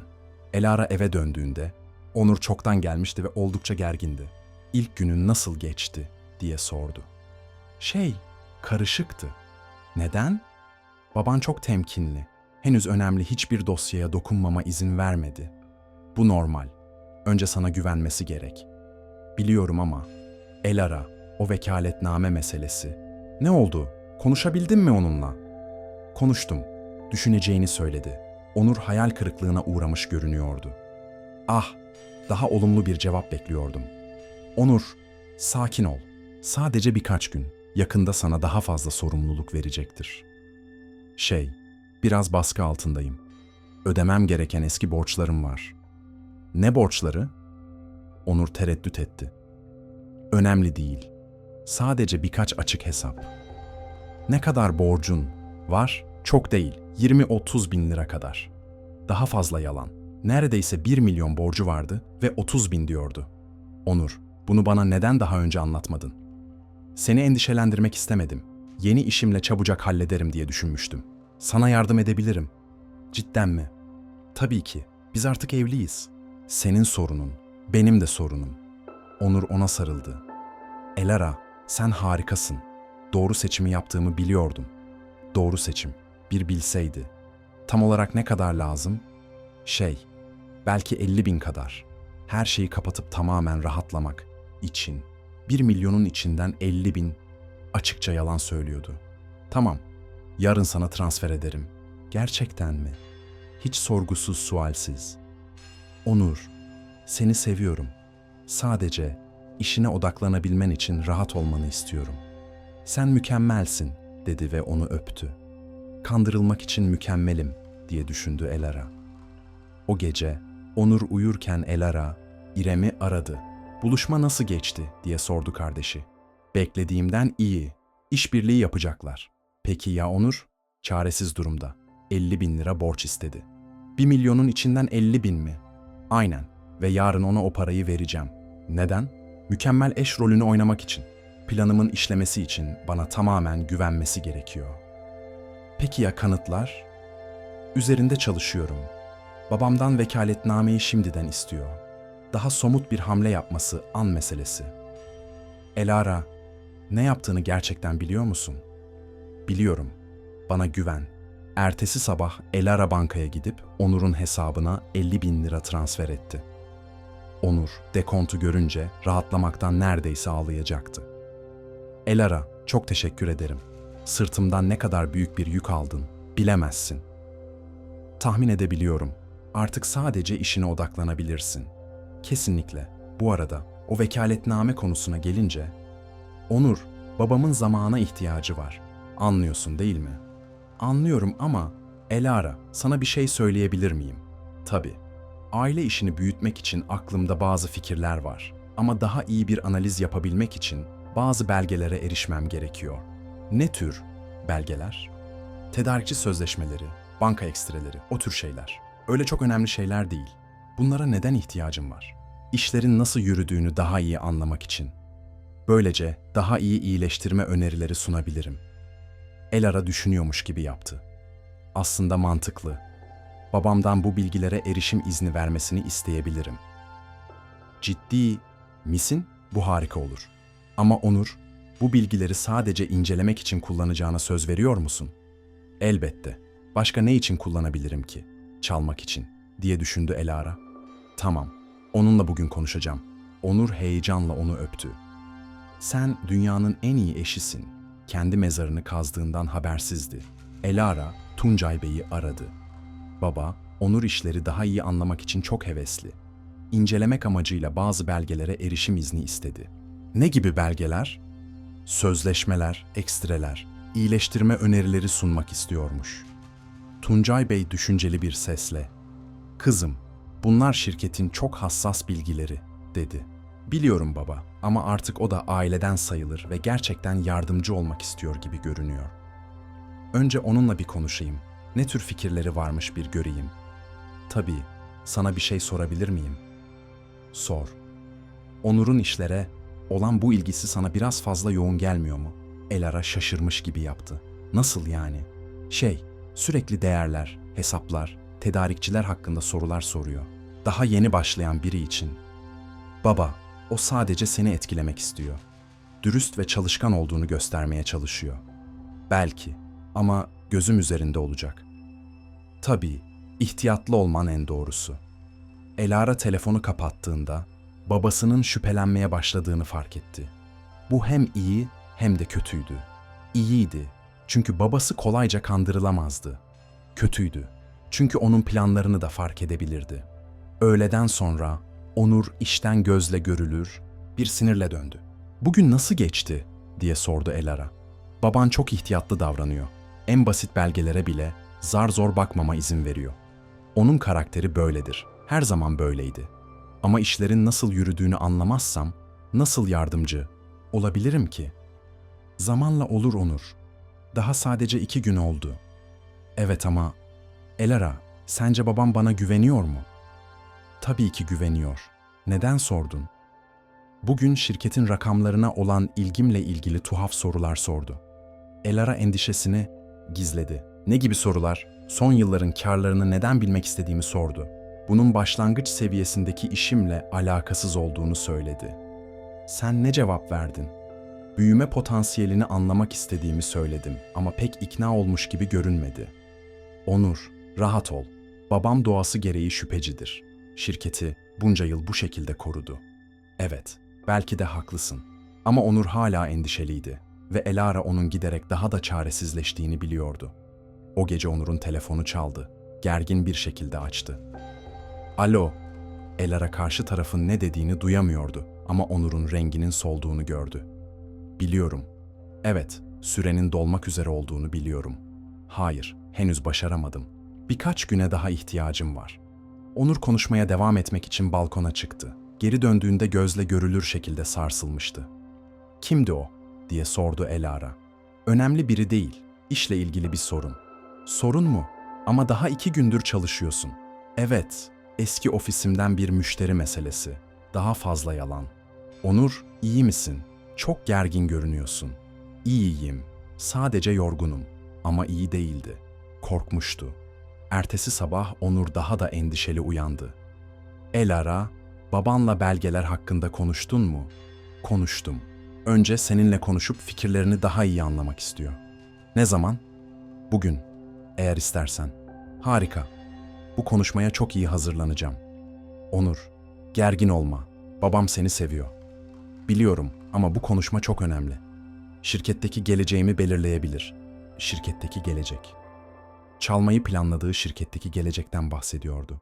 Onur gittikten sonra Elara, İrem'den bir telefon aldı. "Elara, kötü haberlerim var." "Ne oldu?" "Onur'un alacaklıları sabırsızlanıyor. Görünüşe göre ona bir ultimatom vermişler. Ne zamana kadar? Hafta sonuna kadar. Ödeme yapmazsa daha sert önlemler alacaklarmış." "Ne gibi önlemler?" "Belirtmemişler ama iyi bir şey olmadığı kesin." Elara zihninden hesap yaptı. Günlerden salıydı. İhtiyacı olan kanıtları toplamak için cuma gününe kadar vakti vardı. "İrem, planı hızlandırmam gerekiyor." "Nasıl?" "Bugün babama, Onur'a vekaletname vermesini önereceğim." "Bu çok riskli değil mi?" "Başka çarem yok. Daha fazla beklersem çaresizlikten aptalca bir şey yapabilir." "Ya her şeyi bildiğini anlarsa?" "Anlamayacak. Beni o kadar çok küçümsüyor ki." Öğleden sonra Elara, Tuncay Bey'i aradı. "Baba, Onur'la konuşman nasıl geçti?" "İlginçti," dedi Tuncay Bey, anlam veremediği bir tonla. "Nasıl yani, ilginç?" "Çok fazla fikri var. Şirkette sadece 2 gündür çalışan biri için. Belki de fazla fikir. Çok mu hırslı buldun?" "Belki. Ya da belki de işler hakkında benim tahmin ettiğimden daha fazla şey biliyor." "Baba, bir şey önerebilir miyim?" "Tabii. Ona o vekaletnameyi versen nasıl olur? Ama sınırlı bir vekaletname. Böylece daha büyük sorumluluklarla nasıl başa çıktığını gözlemleyebilirsin. Uzun bir sessizlik oldu. Elara, vekaletname çok ciddi bir şeydir. Birçok önemli bilgiye erişim sağlar. Biliyorum baba. Ama her şeye erişim vermek zorunda değilsin. Bazı özel işlevlerle sınırlandırabilirsin. Bu bir fikir. Ayrıca yanlış bir şey yaparsa vekaleti anında iptal edebilirsin. Bu doğru. Peki, düşünecek misin? Yarın avukatla konuşacağım. Eğer sınırlı bir vekaletname düzenlenebileceğini söylerse belki denerim. Harika baba. Ama Elara, eğer bunu yaparsam her hareketini çok yakından takip edeceğim. Elbette, haklısın. Onur o gece eve geldiğinde çok heyecanlıydı. Elara, babanla konuşma harikaydı. Öyle mi? Anlat bakalım. Sanırım fikirlerimden çok etkilendi. Güvenini kazandım. Ne kadar güzel. Ve görünüşe göre bana daha büyük sorumluluklar vermeyi düşünüyor. Ne gibi? Tam olarak belirtmedi ama avukatla bazı yasal konuları konuşacağını söyledi. Onur açıkça vekaletnameyi kastediyordu. Süper, sabırlı olmanın ne kadar işe yaradığını gördün mü? Haklıydın, babanın beni daha iyi tanıması gerekiyormuş. Aynen öyle. Onur ona sarıldı. Elara, sanırım hayatımız şimdi gerçekten başlıyor. Kendi sonunu hazırladığından habersizdi. O gece Elara zor uyuyabildi. Plan işliyordu ama zamana karşı yarıştığının farkındaydı. Onur'un alacaklılarının sabrı tükeniyordu ve şiddet içeren bir olay yaşanmadan önce kanıtlara ihtiyacı vardı. Ertesi sabah Tuncay Bey erken aradı. Kızım, avukatla konuştum. Onur için sınırlı bir vekaletname hazırlayacağız. Ne gibi sınırlamaları olacak? Bazı küçük belgeleri imzalayabilecek, bazı alımları onaylayabilecek. O tür şeyler. Çok kritik konular değil. Peki ne zaman hazır olacak? Bugün. Öğleden sonra sizi imzalamak için ofise çağırabilirim. Harika baba. Elara haberi Onur'a verdiğinde sevinçten neredeyse havalara uçacaktı. Gerçekten mi? Bugün mü? Bugün. Elara, bu inanılmaz. Sonunda gerçekten yardımcı olabileceğim. Biliyorum, harika bir iş çıkaracaksın. Onur sabahın geri kalanını heyecan içinde geçirdi. Sürekli telefonunu kontrol ediyor, bazı kağıtları düzenliyordu. Açıkça bir şeyler planladığı belliydi. Öğleden sonra birlikte Tuncay Arslan'ın şirketine gittiler. Ofis, şehrin en prestijli iş merkezindeydi. Tuncay Bey'in birkaç yıl önce satın aldığı 3 katlı bir binaydı. Elara, Onur, buyurun, dedi Tuncay Bey onları ofisine alırken. Tuncay Bey, bu fırsat için size ne kadar teşekkür etsem az, dedi Onur, mütevazı görünmeye çalışarak. Rica ederim ama unutma, bu vekaletname sınırlı. En fazla 10.000 liralık belgeleri imzalayabilir, temel malzeme alımlarını onaylayabilir ve şirketi bazı özel toplantılarda temsil edebilirsin. Harika, çok güzel bir başlangıç. Ve yaptığın her şeyi gün sonunda bana rapor etmen gerekiyor. Elbette. Tuncay Bey belgeleri uzattı. İmzalamadan önce dikkatlice okuyun. Onur hızlıca göz gezdirdi. Açıkça bir an önce imzalamak için sabırsızlanıyordu. Her şey mükemmel. Emin misin? Avukatın bazı noktaları açıklamasını istemez misin? Gerek yok. Her şey çok net. Onur belgeleri imzalarken zaferini gizlemeye çalışan bir gülümseme yüzündeydi. Peki, dedi Tuncay Bey. Artık şirkette bazı yasal sorumlulukların var. Çok teşekkür ederim Tuncay Bey. Sizi hayal kırıklığına uğratmayacağım. Umarım uğratmazsın. Şirketten çıktıklarında Onur'un yüzünde gururlu bir ifade vardı. Elara, başardık. Neyi başardık? Vekaletnameyi aldım. Artık şirkette birçok şeye erişimim var. Onur, bunlar sınırlı sorumluluklar. Abartma. Biliyorum ama bu sadece bir başlangıç. Yakında baban bana daha çok güvenip yetkilerimi genişletecektir. Yetkiler. Ne kadar da ilginç bir kelime seçimiydi. Peki şimdi ne yapmayı planlıyorsun? Erişebildiğim tüm belgeleri inceleyeceğim. İşlerin nasıl yürüdüğünü daha iyi anlayacağım. O halde iyi çalışmalar. O gece Onur geç saatlere kadar dizüstü bilgisayarıyla meşguldü. Açıkça bir şeyler araştırıyordu. Elara uyuyor numarası yaptı ama onu gizlice izledi. Onun rakamlar not aldığını, hesaplamalar yaptığını, banka transferlerinin nasıl yapıldığını araştırdığını gördü. İşi öğrenmekten çok daha fazlasını planladığı belliydi. Saat 2 civarında Onur nihayet uykuya daldı. Elara onun derin bir uykuya daldığından emin olmak için 1 saat daha bekledi. Sonra sessizce yataktan kalkıp onun bilgisayarına gitti. Ekran hala şirket hesabından nasıl para transferi yapılır sayfasında açıktı. Şirketin hesap numaraları ve son aylardaki nakit akışının değerleri hakkında notlar almıştı. Elara telefonuyla her şeyin fotoğrafını çekti. Sonunda Onur'un hırsızlık planları yaptığına dair somut kanıtları elindeydi. Yatağa döndü ve fotoğrafları, ilk kanıtları elde ettim mesajıyla İrem'e gönderdi.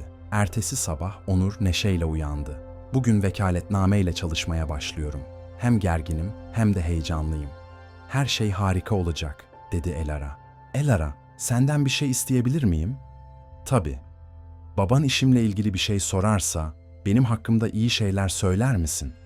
Onur, neden babam sana bir şey sorsun ki? Bilmiyorum. Sadece çok çaba gösterdiğimi bildiğinden emin olmak için. Tamam ama biraz paranoyak davranıyorsun. Belki. Bu fırsat benim için çok önemli. Çalmak için önemli, diye düşündü Elara. Gün boyunca Elara, Onur'dan birkaç telefon aldı. Merhaba aşkım, günün nasıl geçiyor, diye sordu ilk aramasında. Yoğun. Çok yeni şeyler öğreniyorum. Ne gibi? Tedarikçiler, alımların nasıl yapıldığı, o tür şeyler. İkinci telefon öğleden sonra 3 civarındaydı. Onur, her şey yolunda mı? Evet, sadece sesini duymak istedim. Sesin beni sakinleştiriyor. Bir şey mi oldu?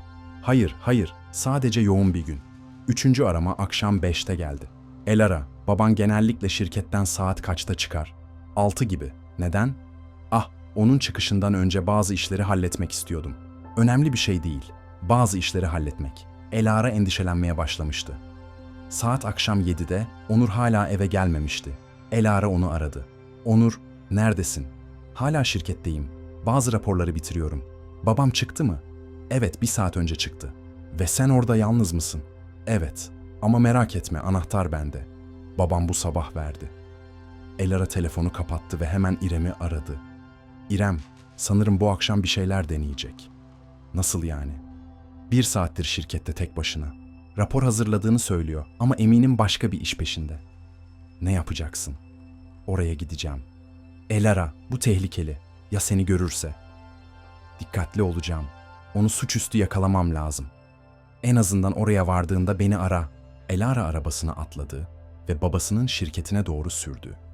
Bina bir köşe başındaydı ve sokaktan rahatça görülebiliyordu. Karşı kaldırımda durup gözlemlemeye başladı. Tuncay Bey'in ofisinin ışığı yanıyordu. Onur'un silüetini odada hareket ederken görebiliyordu. Elara bekledi ve izledi. Saat 8:30'da Onur'un binanın arka kapısından çıktığını gördü. Etrafına gergin bir şekilde bakınıyordu. Sabah yanında götürmediği bir sırt çantası taşıyordu. Arabasına atladı ve hızla uzaklaştı. Elara birkaç dakika bekledi ve sonra Tuncay Bey'i aradı. Baba, hemen şirkete gelebilir misin? Neden? Bir sorun mu var? Sanırım evet. Oraya vardığında anlatabilir miyim? Geliyorum. 20 dakika sonra Tuncay Bey şirkete vardı. Elara kapıda onu bekliyordu. Kızım, neler oluyor? Baba, sanırım ofisinde her şeyin yolunda olup olmadığını kontrol etmelisin. Neden? Onur burada mıydı? Evet. Az önce elinde bir çantayla çıktı. Tuncay Bey ofisi açtı ve doğruca kasasına gitti. Belgeleri kontrol etti, parayı saydı. Her şeyi dikkatlice gözden geçirdi. Kızım, her şey yerli yerinde. Hiçbir şeye dokunulmamış. Emin misin? Kesinlikle. Ne düşündün ki? Elara derin bir nefes aldı. Gerçeğin bir kısmını anlatma zamanı gelmişti. Baba, sanırım Onur göründüğü gibi biri değil. Tuncay Bey belgeleri incelemeyi bıraktı ve ona baktı. Ne demek istiyorsun? Onun hakkında bazı şeyler öğrendim. Borçları, karmaşık bir mali geçmişi var. Ne tür borçlar? Çok fazla borcu var baba. 100 binlerce lira. Tuncay Bey ağır bir şekilde koltuğuna oturdu. Elara, bunu bana neden daha önce söylemedin? Çünkü ben de yeni öğrendim ve bir şey söylemeden önce emin olmak istedim. Şimdi emin misin? Evet. Ve sanırım o, ailemizin parası için benimle evlendi. Tuncay Bey uzun bir süre sessiz kaldı. Kızım, bu çok ciddi bir suçlama. Biliyorum. Ne yapmayı planlıyorsun? Hala düşünüyorum. Ama senin de haberdar olmanı ve dikkatli davranmanı istedim. Yarın ilk iş vekaleti iptal edeceğim. Hayır baba. Nasıl hayır Elara? Eğer gerçekten kötü niyetliyse, eğer şimdi iptal edersen, bir şeylerden şüphelendiğimizi anlar. Daha umutsuz, daha tehlikeli bir hamle yapmaya kalkışabilir. Tuncay Bey düşündü. Peki ne öneriyorsun? Hiçbir şey bilmiyormuş gibi davranmaya devam edelim. Ama yaptığı her şeyi gözlem altında tutalım. Ya sen? Onunla aynı evde yaşamaya devam mı edeceksin? Şimdilik evet. Onun planlarını izlemenin tek yolu bu. Elara, bu çok tehlikeli. Biliyorum baba, ama bana güven. Tuncay Bey ona sarıldı. Tamam, ama en ufak bir tuhaflıkta anında beni arayacaksın. Söz veriyorum. Elara eve vardığında Onur çoktan gelmişti ve oldukça gergindi. "Neredeydin?" diye sordu. "İrem'in evindeydim." "Neden?" "Hiç. Sadece evde olmayışın tuhafıma gitti." "Ya sen, şirkette günün geri kalanı nasıl geçti?" "İyi, bayağı iş hallettim." "Güzel." Onur garip davranmaya devam ediyordu. Sürekli telefonunu kontrol ediyor, göz temasından kaçınıyordu. "Onur iyi misin?" "İyiyim. Neden sordun?" "Gergin görünüyorsun." "Sadece yorgunum." Yoğun bir gündü. O akşam Onur yemekte neredeyse hiçbir şey yemedi. Belli ki bir şeyler onu kemiriyordu. "Onur, gerçekten iyi olduğuna emin misin?" "Elara, sana bir şey sorabilir miyim?" "Tabii ki. Baban sana tamamen güvenir, değil mi?" "Elbette. Neden soruyorsun bunu?" Eğer biraz daha borç paraya ihtiyacımız olsa, sence verir mi?" "Daha fazla para mı?" "Onur, sana daha yeni 50.000 lira verdim." "Biliyorum ama başka borçlar çıktı." "Ne gibi borçlar?" Onur tereddüt etti. "Unuttuğum bazı faturalar, önemli değil." "Ne kadar ihtiyacın var?" "Yaklaşık 100.000, 100.000 lira anında." Yalanlar giderek büyüyordu. "Onur, sen bütün bu parayı nereye harcıyorsun?" "Hiçbir yere. Birikmiş eski borçlar." 100.000 liralık birikmiş borç mu? Nasıl bu kadar borçlandın? "Elara, bana yardım edebilir misin, edemez misin?" Ses tonu giderek sertleşiyordu. "Sakin ol Onur. Tabii ki yardım ederim. Sadece durumu daha iyi anlamak istiyorum." "Anlayacak pek bir şey yok. Paraya Cuma'ya kadar ihtiyacım var." "Cuma, alacaklıların verdiği son tarih." "Tamam, yarın babamla konuşurum. Teşekkür ederim. Sana güvenebileceğimi biliyordum." O gece Onur erken yattı ama Elara onun gerçekten uyumadığını fark etti. Yatakta dönüp duruyordu. Belli ki huzursuzdu. Saat 3 civarında onun yataktan kalktığını duydu. Uyuyormuş gibi yaptı ve sessizce onu izledi. Onur dizüstü bilgisayarını alıp salona gitti. Elara birkaç dakika bekledi ve sonra sessizce kalktı. Onur salonda, telefonda alçak sesle konuşuyordu. "Son tarihin Cuma olduğunu biliyorum. Evet, bunun üzerinde çalışıyorum. Hayır, hepsini ödeyemem ama önemli bir kısmını verebilirim." "Nasıl yani? Bu yeterli değil mi?" Elara daha iyi duyabilmek için kapının arkasına saklandı. "Bakın, şu an bazı hesaplara erişimim var. Telefonda açıklayamam. Bana güvenin, Cuma'ya kadar bu işi halledeceğim." Onur açıkça çaresizdi ve borçlarını ödemek için hırsızlık yapmayı planlıyordu. "Şimdilik bir şey yapmayın. Bana sadece birkaç gün daha verin lütfen." Konuşma bitti ve Onur ellerini yüzüne kapattı. Elara sessizce odasına döndü. Birkaç dakika sonra Onur da geri geldi. Elara uyanmış gibi yaptı. "Onur, neredeydin?" "Tuvaletteydim. Uyumaya devam et." "İyi misin? Gergin görünüyorsun." "İyiyim. Sadece uykum kaçtı." Ama iyi değildi. Korkmuştu. Ertesi sabah Onur her zamankinden daha gergin bir şekilde işe erken gitti. "Elara, babanla borç para konusunu bugün konuşacaksın, değil mi?" "Konuşacağım. Bu çok önemli. Hayati derecede önemli." "Anladım. Ya parayı ne için istediğimizi sorarsa ne diyeceğiz?" "Tüm borçlarımızı kapatıp maddi sıkıntı olmadan yeni bir hayata başlamak için diyeceğiz." "Tamam." Onur gittikten sonra Elara hemen Tuncay Bey'i aradı. "Baba, çok çaresiz durumda." "Ne demek istiyorsun?" "Benden 100.000 lira daha borç istedi ve son tarih Cuma." "Cuma mı? Ne son tarihi?" "Alacaklılarının verdiği süre. Cuma'ya kadar ödemezse sert önlemler alacaklarmış." "Elara, bu iş çok tehlikeli bir hal almaya başladı." "Biliyorum baba, bu yüzden planı hızlandırmam gerekiyor." "Ne planı?" "Bugün ona parayı vereceğim ama bir şartla." "Ne şartı?" "Transferi, vekaletnamesini kullanarak Doğrudan şirket hesabından yapması şartıyla. Elara, bu çok riskli. Onu suçüstü yakalamanın tek yolu bu baba. Eğer o transferi yaparsa, yasal olarak hırsızlık girişiminde bulunduğuna dair somut kanıtımız olur, Tuncay Bey düşündü. Ya şirket üzerinden yapmayı kabul etmezse? Kabul eder. O kadar çaresiz ki sorgulamayacak bile. Tamam. Ama her şeyi anlık olarak takip edeceğim. Harika. Elara, Onur'u aradı. Aşkım, babamla borç para konusunu konuştum. Ne dedi? Parayı vermeyi kabul etti. Onur rahatlamış bir şekilde iç çekti. Teşekkür ederim Elara. Hayatımı kurtardın. Ama bir şartı var. Ne şartı? Miktar yüksek olduğu için parayı doğrudan şirket hesabından transfer etmeni istiyor. Böylece para akışını kontrol etmesi daha kolay olacakmış. Onur bir an tereddüt etti. Şirket hesabından mı? Evet, vekaletnamen zaten sende olduğu için bugün öğleden sonra transferi yapabileceğini söyledi. Tamam, mantıklı. Bunu bugün yapabilir misin? Yapabilirim. Parayı hangi hesaba aktaracağım? Doğrudan kendi kişisel hesabına aktarabilirsin. Sonra borçları halledersin. Mükemmel. Elara, teşekkür ederim. Gerçekten, rica ederim aşkım. Elara telefonu kapattığında planın son aşamasını harekete geçirdiğini biliyordu. Onur o kadar çaresizdi ki tam da onun istediği şeyi yapmayı kabul etmişti. Vekaletnamesini kullanarak şirket parasını kendi kişisel hesabına aktarmak. Bu, onu dolandırıcılık ve görevi kötüye kullanmaktan dava etmek için yeterli kanıt olacaktı. Tuncay Bey'i aradı. Baba kabul etti. Transferi bugün öğleden sonra yapacak.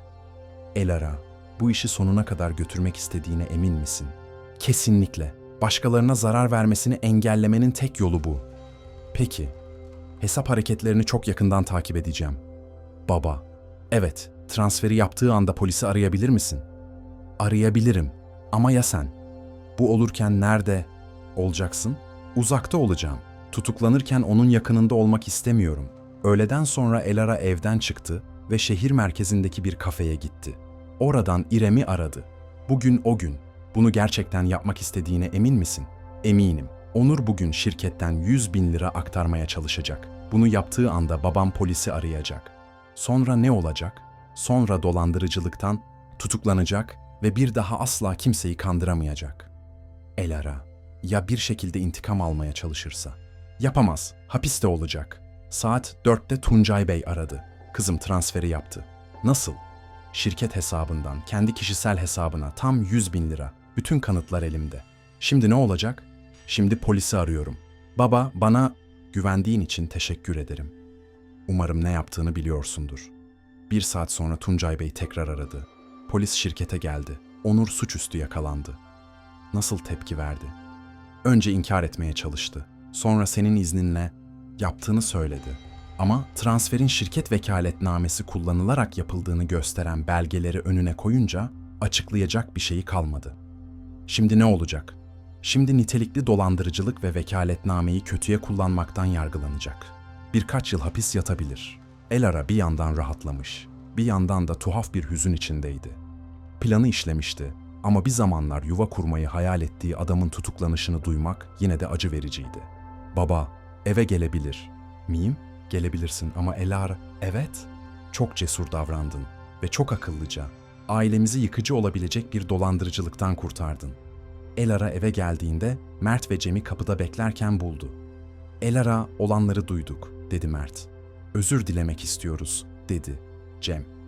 Yaptığının yanlış olduğunu biliyorduk ama bir şey yapmaya cesaretimiz olmadı. Şimdi ne yapmak istiyorsunuz? Ona karşı tanıklık yapmak istiyoruz, dedi Mert. Onun planları hakkında bildiğimiz her şeyi anlatacağız. Neden? Çünkü doğrusu bu. Ve sen bizim gösteremediğimiz cesareti gösterdin. Elara onları içeri davet etti. 2 saat boyunca Onur'un planları, borçları ve daha önceki dolandırıcılık girişimleri hakkında bildikleri her şeyi anlattılar. Her şey davada kanıt olarak kullanılmak üzere kaydedildi. Onlar gittikten sonra Elara nihayet yalnız kaldı. Kanepeye oturdu ve ağladı. Üzüntüden değil, rahatlamışlıktan. Artık özgürdü. Bir gün sonra Barbaros onu aradı. Anlaştığımız gibi borçların ödemesini almaya geldim. Onur'un borçları mı? Aynen öyle. Ona karşı kanıtları ele geçirdiğinde ödeme yapacağını söylemiştin. Doğru ama şimdi o hapiste. Borçlar artık benim sorumluluğum değil. Barbaros bir kahkaha attı. Küçük hanım, sen benim sandığımdan daha zekisin. Nasıl yani? Bizi ona baskı yapmamız için kullandın. İstediğin kanıtları elde ettin ve şimdi de bir kuruş bile ödemeden kurtuluyorsun. Aynen öyle oldu. Zekice, çok zekice. Peki siz şimdi ne yapacaksınız? Hiçbir şey. Onur hapiste. Zaten ödeme yapması mümkün değil.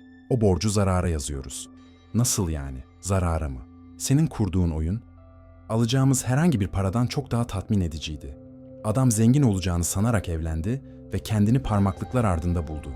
Bu, onun asla unutamayacağı bir ders oldu. Barbaros kalkıp gitmek üzereyken döndü. Ah, bir de küçük hanım. Evet, bir gün bizimle çalışmak istersen beni bul. Bu tür işler için doğal bir yeteneğin var. Teşekkürler ama almayayım. 2 hafta sonra Elara, Onur'u cezaevinde ziyaret etti. Zayıflamış, bitkin düşmüştü. Kendisiyle evlenen o özgüvenli adamdan eser kalmamıştı. "Neden geldin buraya?" diye sordu. "Konuşmak için." "Ne hakkında?" "İstediğini aldın zaten. Beni mahvettin. Onur, sen kendini mahvettin. Ben sana sadece gerçekte kim olduğunu göstermen için bir fırsat verdim. Başından beri biliyordun, değil mi? Nikah gününden beri." Onur başını salladı. "Nasıl anladın?" "Hazırlık suitinin önündeki konuşmanızı duydum." "Peki neden o anda karşıma çıkmadın?" "Çünkü bir daha asla kimseye zarar veremeyeceğinden emin olmak istedim." "Ve başardın. Tebrikler." "Onur, bu dolandırıcılığı başka ailelere de denemişsin. Eğer ben bir şey yapmasaydım, devam edecektin." "Ne olmuş yani? Herkes kendi başının çaresine bakıyor." "Bu, masum insanların hayatını mahvetmeni haklı çıkarmaz." Onur bir süre sessiz kaldı. "Elara, sen beni hiç gerçekten sevdin mi?" "Senin gibi davranan adamı sevdim. Ama o adam aslında hiçbir zaman var olmadı. Ya değişirsem, daha iyi biri olmaya çalışırsam?" "Onur, bana karşı dürüst olmak için sayısız fırsatın oldu. Sen her seferinde yalanı seçtin." "Evet, sanırım haklısın." Elara cezaevinden çıktığında hayatındaki bir bölümü sonsuza dek kapattığını hissetti. 6 ay sonra Onur 4 yıl hapis cezasına çarptırıldı. Mert, Cem ve aynı zamanda önceki dolandırıcılık girişimlerinin kurbanları da ona karşı ifade vermişti. Elara boşanma davasını açtı ve bekarlık soyadını geri aldı. Aynı dairede yaşamaya devam etti ama her şeyi yeniden dekore ederek o döneme ait tüm izleri sildi. İrem Hukuk Fakültesinden onur derecesiyle mezun oldu ve Onur'u araştırmasına yardım ettiği o hukuk bürosunda çalışmaya başladı. Tuncay Bey, dolandırıcılık girişimini atlattıktan sonra daha temkinli ama aynı zamanda daha güvenli bir şekilde işlerini büyütmeye devam etti. Felaketle sonuçlanan evliliğinden 1 yıl sonra Elara huzurluydu. İçgüdülerine daha fazla güvenmeyi öğrenmişti ve bir daha asla sadece duygularına kapılıp gitmeyecekti. Bir gün Onur'la tanıştığı o AVM'nin aynı yiyecek katında kahve içerken şık giyimli genç bir adam yanlışlıkla ona çarparak kahvesini üzerine döktü. "Çok özür dilerim, ne kadar da sakarım," dedi büyüleyici bir gülümsemeyle. "Hemen size yeni bir kahve alayım." Elara adama baktı.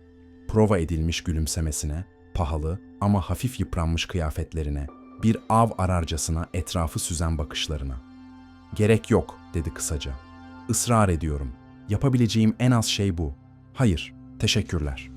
Ve Elara masadan kalkıp oradan ayrıldı. Adamı, muhtemelen bu etkili yaklaşımının neden işe yaramadığını düşünerek tek başına bıraktı. Artık işaretleri tanımayı öğrenmişti. 3 yıl sonra Elara, babasının otellerinin peyzaj işlerini yapan Koray adında bir mimarla tanıştı. Koray, sade, dürüst, çalışkan bir adamdı. Çok parası yoktu ama Onur'un asla sahip olamadığı bir şeye sahipti: karakter. Sadece yakın ailelerinin katıldığı küçük, samimi bir törenle evlendiler. Elara sade, şık bir elbise giydi. Yüzüklerini Koray'ın hafta sonları ek iş yaparak biriktirdiği parayla almışlardı. Bu, Onur'la planladığı o rüya gibi düğün değildi. Çok daha iyiydi. Gerçekti. Onur, 2,5 yıl ceza yattıktan sonra şartlı tahliye ile serbest bırakıldı. Elara'yı aramaya çalıştı ama o numarasını değiştirmiş, evini taşımıştı. Onu görmek istemiyordu. Üçüncü kişilerden şehri terk ettiğini, başka bir yerde yeni bir başlangıç yapmaya çalıştığını duydu. İçtenlikle dürüst bir insan olmayı öğrenmiş olmasını umdu. Ama büyük ihtimalle bir tilkinin kürkünü değiştirse de huyunu değiştirmeyeceğini biliyordu. Ve bu artık onun sorunu değildi. İkinci düğün gecesinde Koray onun ellerini tuttu ve dedi ki, "Elara, sana her zaman dürüst olacağıma söz veriyorum. Bu zor olsa bile, gerçek canını acıtsa bile. Ben de sana güveneceğime söz veriyorum. Ama aynı zamanda bir şeylerin yanlış olduğuna dair işaretleri bir daha asla görmezden gelmeyeceğime de söz veriyorum." Anlaştık. Ve bu sefer Elara ona inandı.